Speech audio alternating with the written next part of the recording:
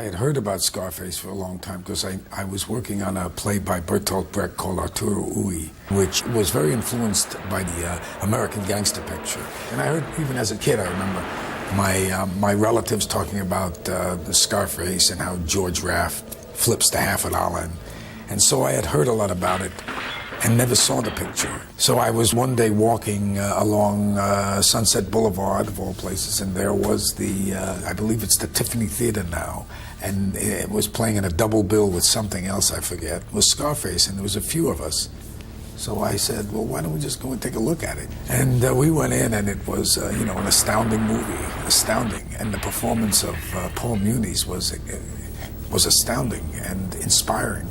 And I thought after that, that I just wanted to, you know, I wanted to imitate him. I wanted to do something. I was inspired by that performance. And I called Marty Bregman, who then put together some people, and they started working on developing this as a film. I'm Tony Montana, a political prisoner from Cuba. And I want my fucking human right now. I felt that this Scarface was a piece of so many different kinds of gangsters we've seen. He was representative of a collective person. He wasn't organized so much. He seemed almost like a renegade in all of this. Even though he would comply, you knew eventually that he couldn't stick to any format, any controlled environment. He was out of control, which was an attractive thing in his character to play.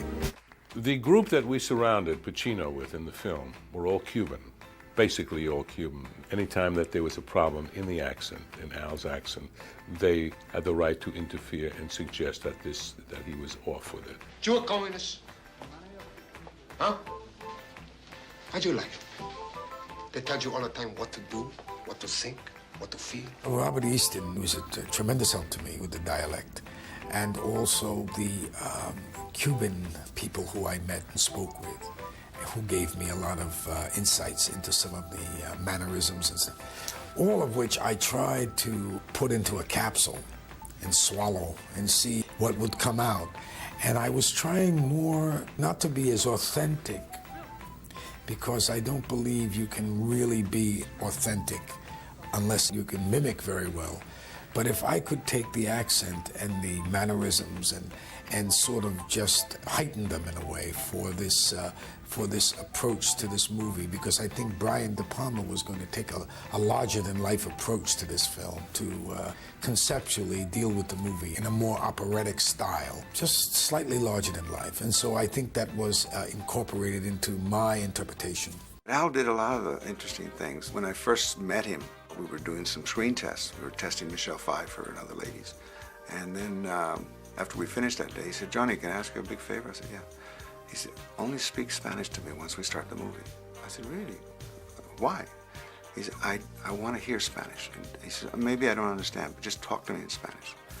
So I did. For the entire picture, Al Pacino and John Alonzo spoke Spanish. He was Spanish himself, so when I was off with an accent, I asked John if he would help me. And I love that he spoke to me in Spanish. That's part of his preparation, and I think that's part of what makes him one of America's finest actors. We had a month of rehearsal time. This is unheard of, you know, but Bregman insisted on it, and Brian insisted on it, and we rehearsed that thing. We could have taken it on the road like a play. Scene, scene, scene, scene, scene, bang, bang, bang. We had a great cast, you know, these great actors. Brian was great, his graciousness and his generosity and the wisdom, really, that it took to allow what he allowed, allow for exploration and spontaneity when there was room for it. It was a whole ensemble piece, and a lot of playing the scenes back and forth, and Al and the other actors would find, you know, they would improvise things and find things to build into the scenes, and Oliver would come back and rewrite them. There was a lot of that. Where'd you get the beauty scar, tough guy? Eating pussy? How am I gonna get a scar like that eating pussy? Al was very worried that it looked phony, it was too big, it was too small, so we did many makeup tests until we came up with something we all sort of liked. I felt this character was good with a knife and had fought with a knife. And the scar really came from one of those fights, and I thought it would be interesting if it got to the eyebrow, and the action pulled my head away and it went down even further. into this part of the face. So there's one up here and here. I like the different places because I think it was evocative of a chaotic wildness in this guy, that he was all over the place. He had one here and one there, you know. Manny, look at this pelican fly. Come on, pelican. The humor was a part of what I thought right from the start would be necessary in order to get this guy so that you could laugh at him also, because if not, it was just going to be a one-way street. Playtime is over, okay? That's a Carla. It looks like somebody's nightmare. You needed to find those odd things, those twists, those ironies, to give the character some intelligence too, you know, so that there was something else going on also. Otherwise, it would be too blunt and too hard to take, I think. Stephen and I became very close friends, and we spent much time together, and just going over our relationship and what it was in the past, and we enjoyed it. We had fun doing that, making a kind of a scenario, making up a story, and that was a lot of the work we did together. Told him what you told me to tell him. Told him I was in sanitation. They didn't go for it. Sanitation. Yeah. I told you to tell him you was in a sanitarium, not sanitation. Mary Elizabeth, I remember rehearsing with her and going over some. I can even remember talking about what was going on in this relationship, because it was a strange thing that does take place, and I don't think he thought of his sister that way.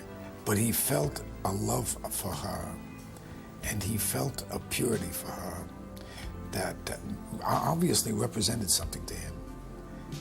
He endowed her with this kind of innocence and saintliness. It was an odd thing and an interesting thing to have in a movie. It had a certain tragic element to it. Tony gets the American dream, but it's hollow because there's nothing going on spiritually. He can't love. He can't love Michelle Pfeiffer. He can't reach across. He can't connect. I have Nick, the pig, as a friend. What kind of life is that? Can't you see what we're becoming to? All he can love is his sister, his blood, but his ability to imagine a form of love outside himself is gone by the materialism that surrounds him, is destroyed by it.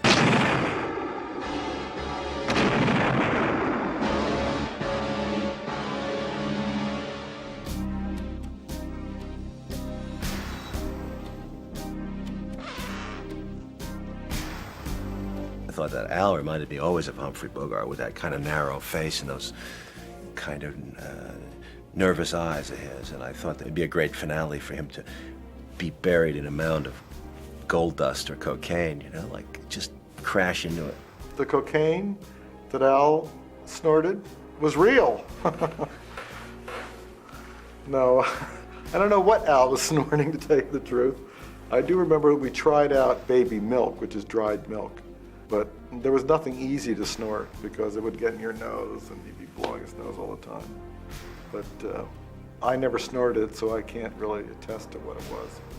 I don't like to give away that secret because it takes away from somebody's belief. You have to have a secret. I mean, that's part of what we do. The only memory I have of that is putting myself in a kind of trance-like state, because I was in a coked-up state as the character.